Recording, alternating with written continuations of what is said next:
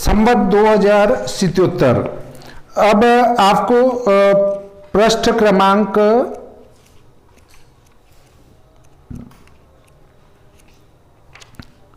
88 की सारणी समझाता हूं जो आपके हर समय काम आएगी। पेज नंबर 88 पर है। पहला है हमारा नगर का नाम,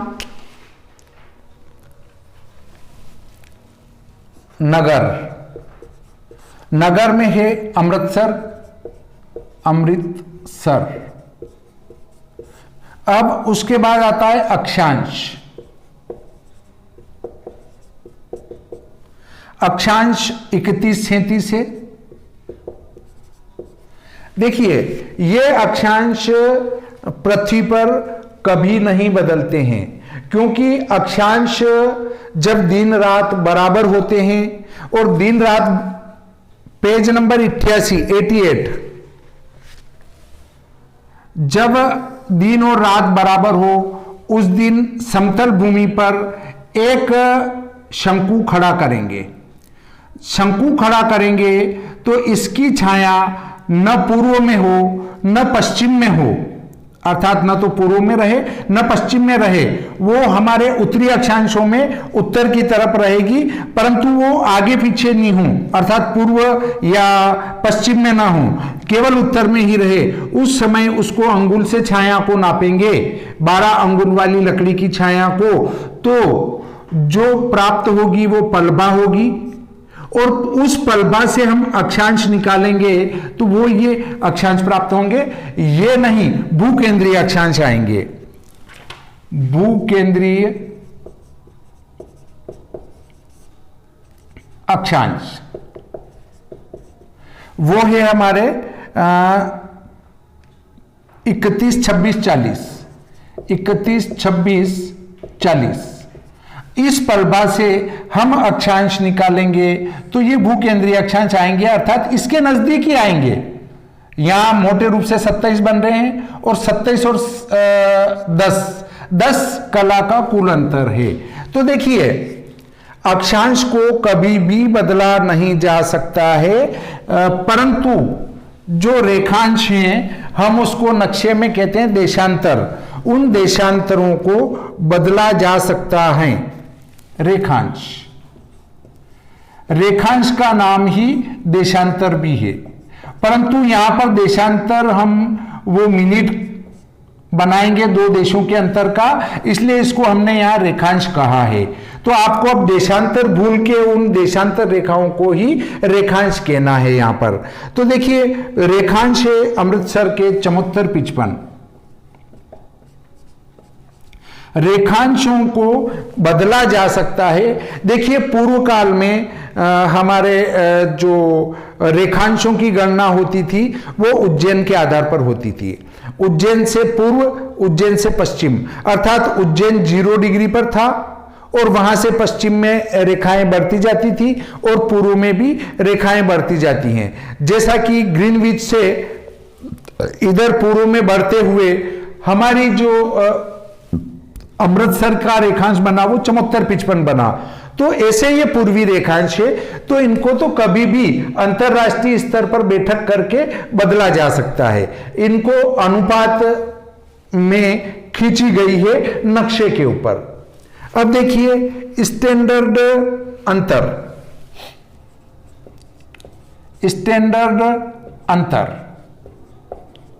स्टैंडर्ड अंतर कैसे निकाला?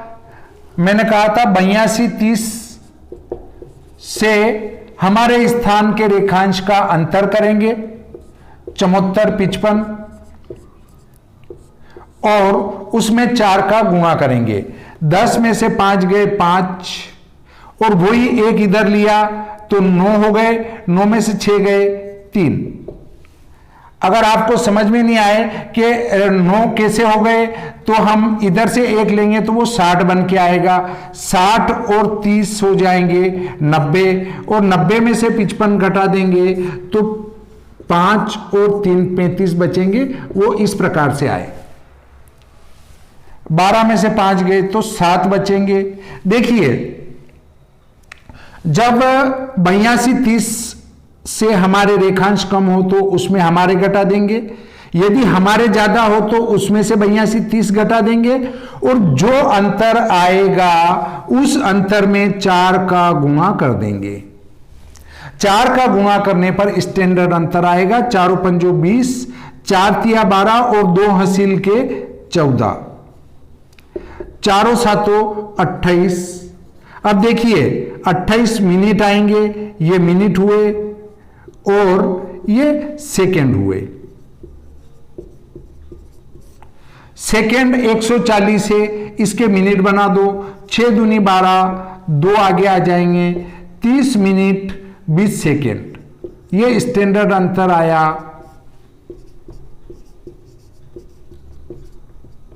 देखिए श्री भादव माता पंचांग में भी 30 मिनट 20 सेकंड ही लिखा है स्टैंडर्ड अंतर। ऋण लगेगा, ऋण कब लगेगा? जब हमारे स्थान के रेखांश 82-30 से कम हो तो ऋण होगा, हमारे स्थान के रेखांश 82-30 से अधिक हो तो धन होगा। अब देखिए स्टैंडर्ड अंतर के बाद देशांतर, यह देशांतर भी मिनट सेकेंड में है, इसके ऊपर लिख रखा है मी से अर्थात मिनट सेकेंड। अब देखिए देशांतर नापा जाता है जिस स्थान का पंचांग बना है उस स्थान के रेखांश से अंतर। तो श्री भादव माता पंचांग बना है चमोत्तर 51 पर। श्री भादव माता पंचांग का निर्माण चमोत्तर 51 पर हुआ है। उसमें चमोत्तर 55 अमृतसर के रेखांश हैं। ये अमृतसर के रेखांश में से पंचांग के रेखांश हम घटा देंगे। पंचांग के रेखांश और ये अमृतसर के रेखांश, अमृतसर रेखांश, दोनों रेखांशों का अंतर होने से यहां 4 बचेगा, यहां 0 बचेगा और यहां 0 बचेगा। अब दो रेखांशों के अंतर में 4 का गुणा करने पर मिनट सेकेंड प्राप्त होते हैं। ये पहले मैं लिखा चुका हूं आपको, और कई सवाल भी हमने हल किए हैं, परंतु आज डबल ले रहा हूं मैं इसको। 4 चौक 16 सेकेंड कुल आएंगे, और चूंकि चमोत्तर 55 चमोत्तर 51 से ज्यादा है इसलिए इनके आगे धन का निशान लगेगा। तो ये भी आप देखेंगे कि देशांतर में 0 मिनट 16 सेकंड लिखे गए हैं। पलभा का ज्ञान आप अपनी विशोपकानयनम पुस्तक से कर सकते हैं, उसको मैंने विस्तार से आपको बताया है। अब देखिए उसके बाद अगले बिंदु पर चलते हैं कि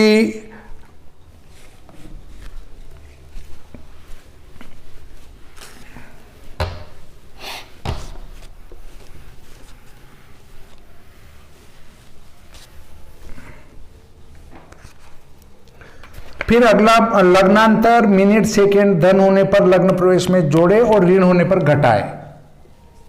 लग्नांतर इनको चिन्ह के अनुसार जोड़ना घटाना है दैनिक लग्न प्रवेश में, और ये मिनट सेकेंड में है। मेष के नीचे लिखा है ऋण 549 अमृतसर में, अर्थात अमृतसर में मेष लग्न का प्रवेश किसी भी तारीख का निकालना हो तो उस तारीख का श्री भादव माता पंचांग से दैनिक लग्न प्रवेश लेंगे और उसमें से 5 मिनट 49 सेकेंड घटा देंगे तो अमृतसर में मेष लग्न का प्रवेश प्राप्त होगा। ऐसे ही वृषभ के सामने ऋण 1216 लिखा है, तो वृषभ के लग्न प्रवेश में से 12 मिनट 16 सेकेंड घटाना है, और रोजाना ही घटाना है प्रतिदिन। जैसे 1 जनवरी हो, 1 फरवरी हो, 2 जनवरी हो, 3 जनवरी हो, 4 जनवरी हो, सभी के लग्न प्रवेश में से वृषभ लग्न प्रवेश में से 12 मिनट 16 सेकेंड, मेष लग्न प्रवेश में से 5 मिनट 49 सेकेंड घटाएंगे। ऐसे 12 लग्नों के लग्नांतर दिए हैं। फिर स्वदेशोदय पल, विपल और प्रतिविपल में दिए हैं। स्वदेशोदय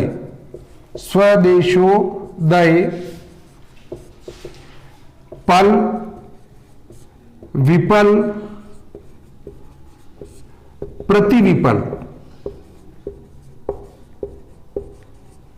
प्रतिविपल में दिए हैं। तो देखिए यहां लिखा है 205 14 9, 205 14 9, ऊपर लिखा है मेष मीन। तो ये मेष और मीन राशि पर का जो स्वदेशोदय है, अर्थात मेष राशि को अमृतसर में उदय होने में 205 पल, 14 विपल और 9 प्रतिविपल लगेंगे। ऐसे ही मीन राशि को उदय होने में 205 पल, 14 विपल और 9 प्रतिविपल लगेंगे। मैंने ये बताया था कि देखिए अगर कोई हमारे पास मेष राशि है, जो भेड़ है, और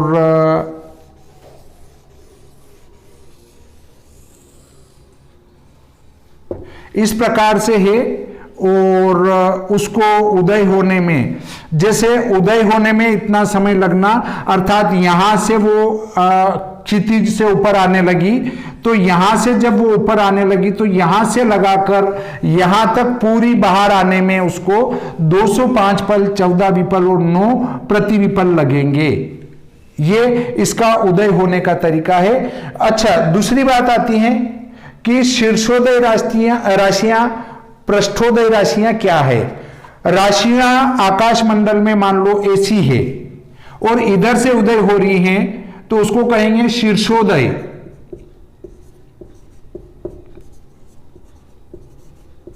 और जो इधर पीछे से उदित हो रही है उनको कहेंगे पृष्ठोदय।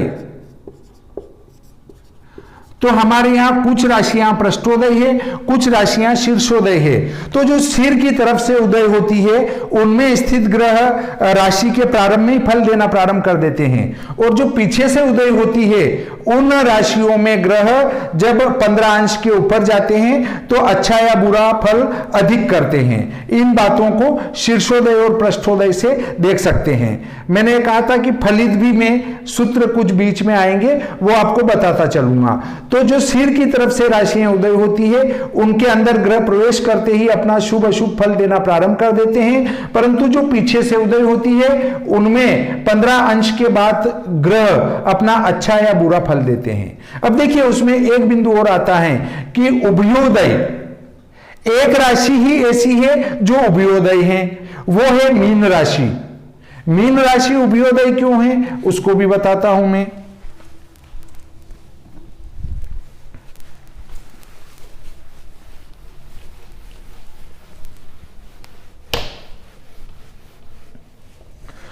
दो मछलियां हैं,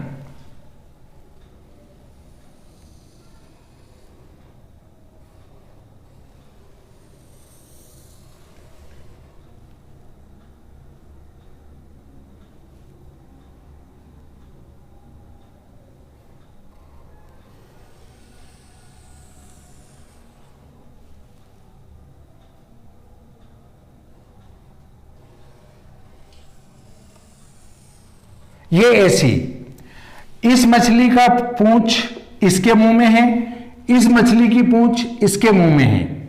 देखिए इस मछली का सिर इधर है, इस मछली का सिर इधर है, इस मछली की पूंछ इधर है, इस मछली की पूंछ इधर है। तो देखिए अगर ये राशि इधर से उदय हो या इधर से उदय हो, तो इधर से पृष्ठोदय हुई और इससे शीर्षोदय हुई, तो सिर और पूंछ दोनों तरफ से उदय होने के कारण इसको कहते हैं उभयोदय। उभयोदय केवल एक ही राशि है, वो है मीन राशि। क्यों उदय होती है? क्योंकि सिर और पूंछ दोनों तरफ से उदय होने से इसे कहते हैं उभयोदय। ये 12 राशियों में से एक ही उभयोदय है, और जब मीन राशि में कोई ग्रह गतिशील होता है तो वो पूरी मीन राशि में अपना शुभ अशुभ फल दिखाता है। तो ये देखिए हमने इन स्वदेशोदय, पल, विपल, प्रतिविपल को पढ़ा। अब उसके बाद आता है अगस्त्य का बिंदु। अगस्त्य उसमें अमृतसर के सामने लिखा है उदय के नीचे, और ये अस्त है, तो उदय के नीचे लिखा है हमारा 4, 19, 33, 38, 4, 19, 33, 38, और अस्त के नीचे लिखा है हमारा 04, 26, 22, 04, 26, 22। ये है पृष्ठ क्रमांक हम 88 से देख रहे हैं। यहां पर अस्त होगा अर्थात सूर्य, राशि, अंश, कला, विकला, 0 राशि पार करके 4 डिग्री, 0 राशि अर्थात कोई राशि नहीं है, उसको पार कर ली और उससे अगली राशि अर्थात पहली राशि मेष राशि पर, मेष राशि के 4 अंश, 26 कला, 22 विकला पर जब सूर्य आएगा तब अगस्त अस्त हो जाएगा। कहां पर? अमृतसर में। अब ऐसे ही जब सूर्य 4 राशि पार करके 5वीं राशि अर्थात सिंह राशि पर 19 अंश, 33 कला, 38 विकला पर आएगा तब अगस्त्य का दर्शन हो जाएगा। कहां पर? अमृतसर में, क्योंकि हम अमृतसर का अध्ययन कर रहे हैं। इस प्रकार हमारा ये प्रकरण यहीं पर समाप्त करते हैं, जो कि आपको मैंने यहाँ देखना ये सिखाया है। इसको भी उतारने की जरूरत नहीं है, ऐसा का ऐसा पूरा वीडियो में आपको मिल जाएगा।